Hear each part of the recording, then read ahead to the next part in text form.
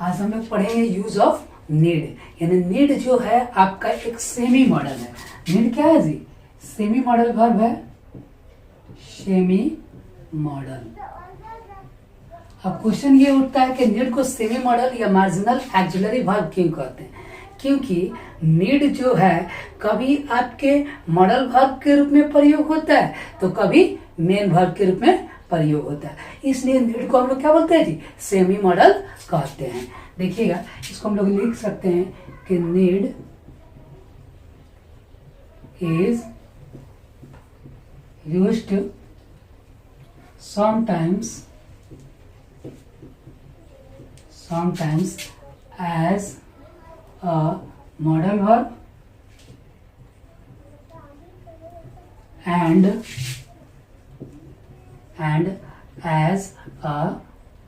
sometimes as a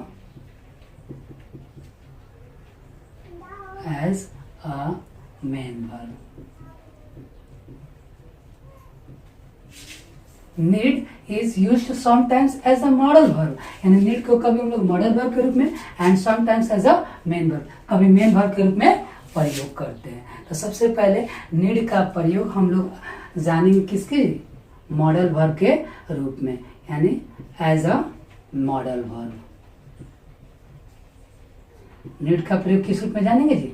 model verb के रूप में जानेंगे। तब उसके बाद से मेन वर्ब हम लोग पढ़ेंगे कि मेन वर्ब के रूप में कैसे प्रयोग होता है। देखिएगा, बताया जाता है कि need implies the absence of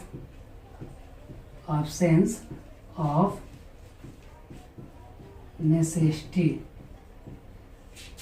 Need implies the absence of necessity or obligation.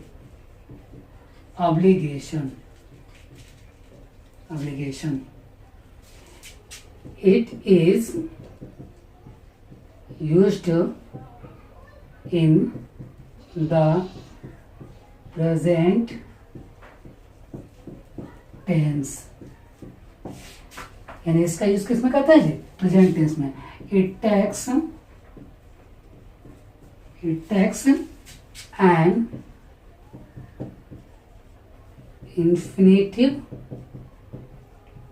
infinitive without to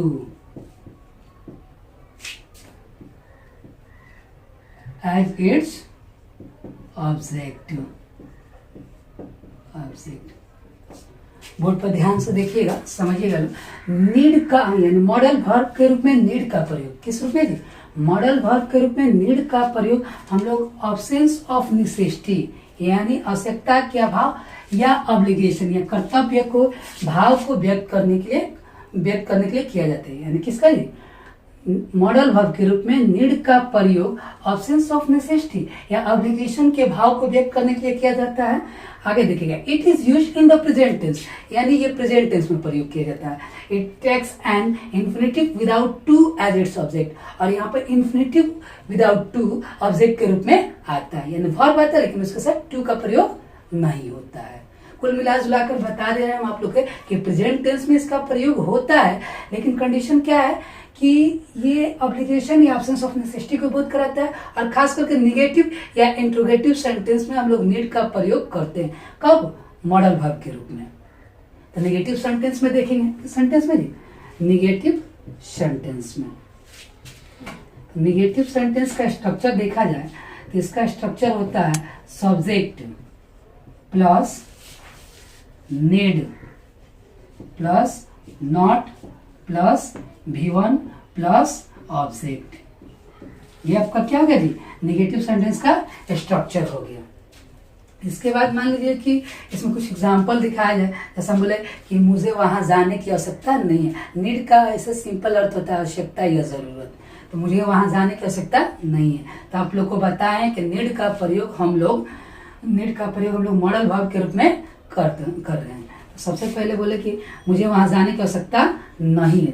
I need not go there, मुझे वहां जाने की आवश्यकता नहीं है। हो गया। ये आपका सब्जेक्ट हो गया, ये आपका नीड मॉडल वर्ब हो गया, नॉट निगेटिव वर्ड, गो आपका वर्ब हो गया, देयर ऑब्जेक्ट के रूप में हो गया। भाई हम बोले कि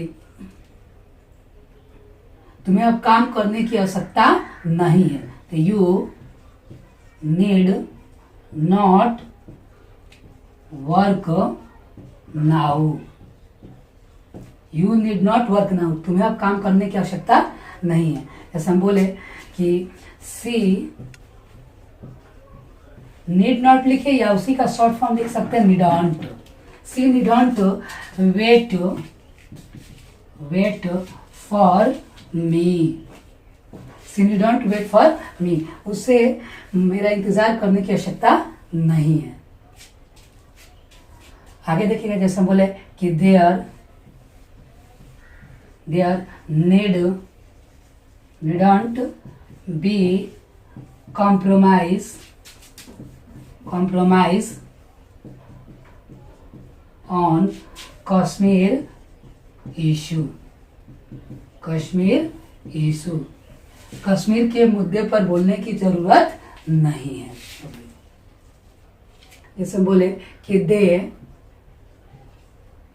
need not stay here, they need not stay here, उन लोगों के यहाँ ठहरने की आवश्यकता नहीं है। आगे देखिएगा, जैसे हम बोले कि ही नीड नॉट को शॉर्ट में हम लोग नीडंट भी लिख सकते हैं, ही नीडंट सीट, उसे बैठने की आवश्यकता नहीं है।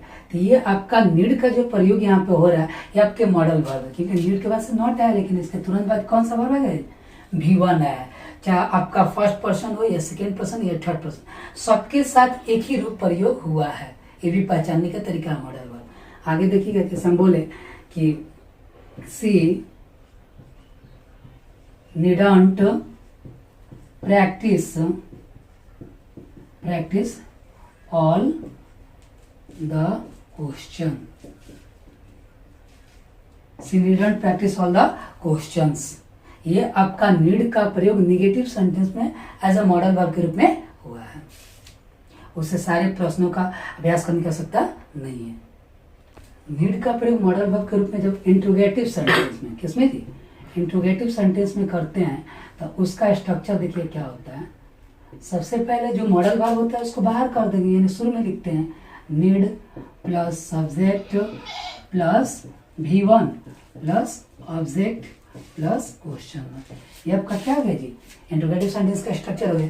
जैसे हम बोले कि एग्जाम्पल के रूप में कि need I go there, need I go there, क्या मुझे वहां जाने की आवश्यकता है, तो यहाँ सेंस क्या है, मीनिंग क्या निकलेगा, क्या मुझे वहां जाने की आवश्यकता है।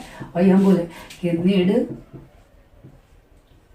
ही by a car, need he by a car, क्या उसे कार खरीदने की जरूरत है। वही हम बोले कि need I help you, need I help you, need I help you, क्या मुझे आपकी मदद की जरूरत है। आगे बोले क्या उसे बॉस से मिलने की आवश्यकता है, तो उससे कैसे बनेंगे जी, need she met her boss, क्या उसे बॉस से मिलने की आवश्यकता है। भैया बोले क्या मुझे जिम जाने की आवश्यकता है, तो क्या है जी, need I go to gym, need I go to gym. ये आपका नीड का प्रयोग प्रेजेंट टेंस के नीड का प्रयोग इंट्रोगेटिव सेंटेंस में मॉडल वर्ब के रूप में हुआ है। सब्जेक्ट चाहे जो भी हो, देखिएगा सबके साथ नीड ही आया है, तो ये आपका नीड का प्रयोग मॉडल वर्ब के रूप में हो गया। इसे उतार लीजिए ताकि नीड का प्रयोग हम लोग आगे पढ़े। देखिएगा नीड का प्रयोग हम लोग किस रूप में पढ़ेंगे, जब मेन वर्ब के रूप में पढ़ेंगे। Need is used as a main verb, need का प्रयोग किस रूप में पढ़ेंगे, मेन वर्ब के रूप में। नीड आपका क्या है जी, सेमी मॉडल है, आपको मॉडल वर्ब के रूप में भी प्रयोग होता है और मेन वर्ब के, तो मॉडल वर्ब तो अभी हम लोग पढ़े हैं। अब हम लोग क्या देखेंगे जी, नीड का प्रयोग मेन वर्ब के रूप में देखेंगे। देखिए हम बता दें कुछ बातें। नीड का प्रयोग जब हम लोग मेन वर्ब के रूप में करते हैं तो सभी टेंस के साथ होता है, चाहे वो प्रेजेंट टेंस हो, पास्ट टेंस हो या फ्यूचर टेंस हो। दूसरी बात कि नीड का प्रयोग जब मेन वर्ब के रूप में करेंगे तो वो अफर्मेटिव में भी हो सकता है, निगेटिव, इंट्रोगेटिव, किसी भी तरह के सेंटेंस में हम लोग नीड का प्रयोग एज अ मेन वर्ब के रूप में कर सकते हैं। इतना बात आप लोग के लिए क्लियर हो गया। और देखिए हम लोग प्रेजेंट टेंस में पहले नीड का प्रयोग देखेंगे। किस टेंस में जी? प्रेजेंट टेंस में। इसका स्ट्रक्चर मैं लिख दे रहा हूं। प्रेजेंट टेंस में मान लीजिए कि अफर्मेटिव सेंटेंस का स्ट्रक्चर, तो हम लोग प्रेजेंट इंडेफिनिट टेंस पढ़े हैं कि सब्जेक्ट क्या होता है जी? सब्जेक्ट प्लस नीड या नीड्स में से कोई एक होगा, क्योंकि नीड का फॉर्म बदलता है। नीड का फॉर्म कैसे बदलता है जी? Need, needs, needed. नीड और नीड्स प्रेजेंट में, नीडेड पास्ट में, और जो फ्यूचर में बनाना होगा तो नीड में ही सेल जोड़ देंगे। तो सब्जेक्ट प्लस नीड या नीड्स प्लस V1 या V5, V1 प्लस आपका ऑब्जेक्ट डॉट डॉट, ये आपका अफर्मेटिव सेंटेंस का स्ट्रक्चर हो गया। जैसे इसका एग्जांपल देखिएगा, हम बोले कि you need to work hard. You need to work hard, क्या लिखा हुआ जी? You need to work hard, तुम्हें कठिन परिश्रम करने की आवश्यकता है। तो यहाँ पर देखिएगा ये नीड आपका वर्ब है। ये कौन सा वर्ब है जी? ये आपका मेन वर्ब है। कौन है? मेन वर्ब है, क्योंकि इसके तुरंत बाद ये आपका 2 + V1 इन्फिनेटिव के रूप में आया है। क्लियर? ये आपका नीड क्या हुआ जी? यहाँ पर मेन वर्ब हुआ। वही हम बोले कि he needs money, he needs money, उसे पैसे की आवश्यकता है। तो यहाँ पर देखिएगा कोई 2 + V1 नहीं आया है। यहाँ पर देखिएगा एक चीज छूट गया, 2 + V1। यहाँ पर 2 + V1 नहीं आया, लेकिन किसी वस्तु का बोध हो रहा है। तो देखिएगा एक्शन का बोध होगा, किसी काम करने का बोध होगा तो उसके साथ 2 का बोध होगा, 2 का प्रयोग होगा। यदि किसी एक्शन के बोध ना होकर किसी वस्तु का बोध हो, सिर्फ वस्तु की जरूरत हो, तो उसके लिए हम लोग क्या जी? 2 का प्रयोग नहीं करेंगे। He needs money। और हम बोले कि I need to take tea। I need to take tea, मुझे चाय पीने की आवश्यकता है। यहाँ पर देखिएगा कोई काम हो रहा है ना जी, चाय पीने की आवश्यकता है, एक्शन हो रहा है, तो यहाँ पर 2 आया है। वही हम बोले कि my mother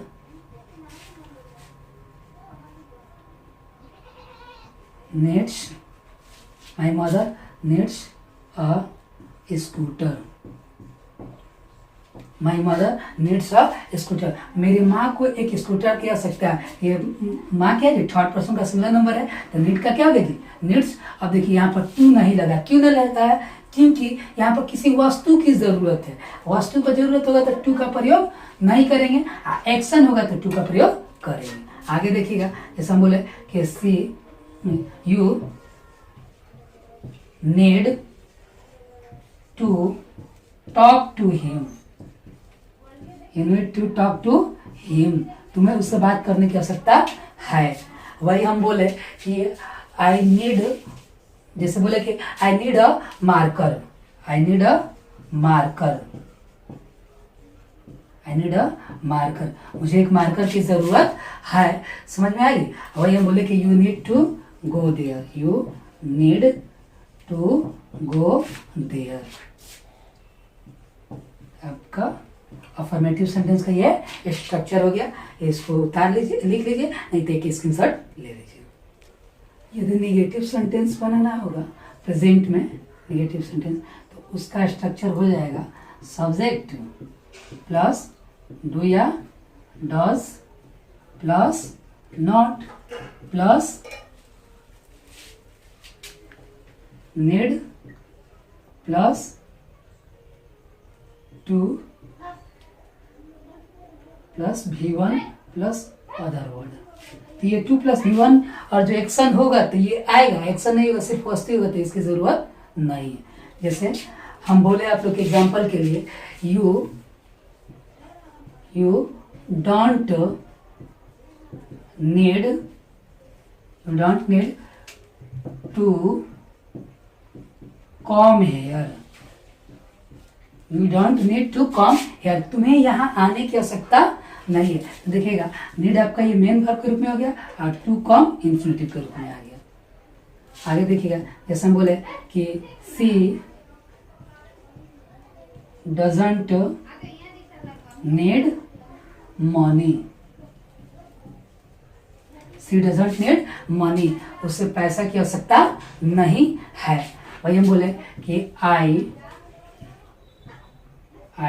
don't need to go there, मुझे वहां जाने की आवश्यकता नहीं है। तो ये आपका क्या हो गया जी, निगेटिव सेंटेंस हो गया। वही इंट्रोगेटिव सेंटेंस हम लोग बोलेंगे। तो इंट्रोगेटिव सेंटेंस का स्ट्रक्चर देखिएगा, डू या डज क्या हो जाएगा जी, शुरू में लिख देंगे कोई एक plus subject plus need plus V1 plus object plus question mark. ये आपका क्या है जी, इंट्रोगेटिव सेंटेंस का स्ट्रक्चर हो। जैसे हम बोले कि do you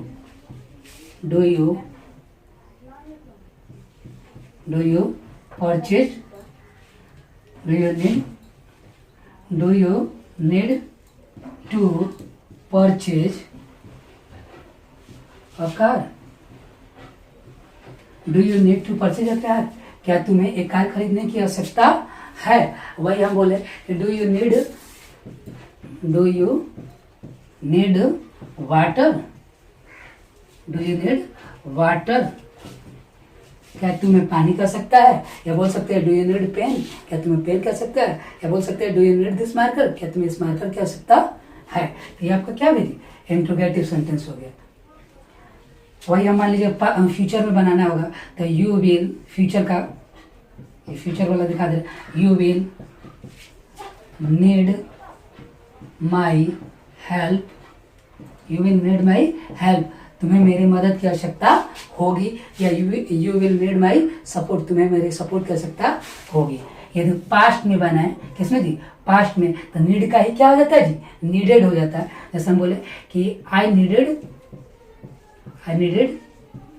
to go there, I needed to go there, मुझे वहां जाने की आवश्यकता थी। तो हम बोले कि सी नीडेड सम मनी, सी नीडेड सम मनी, उसे कुछ पैसे की आवश्यकता थी। तो ये आपका क्या हुआ जी, नीड का मेन वर्ब के रूप में प्रयोग हो गया। आप लोग इसे लिख लीजिए, समझिए या स्क्रीनशॉट कर लीजिए। तब तक के लिए टाटा।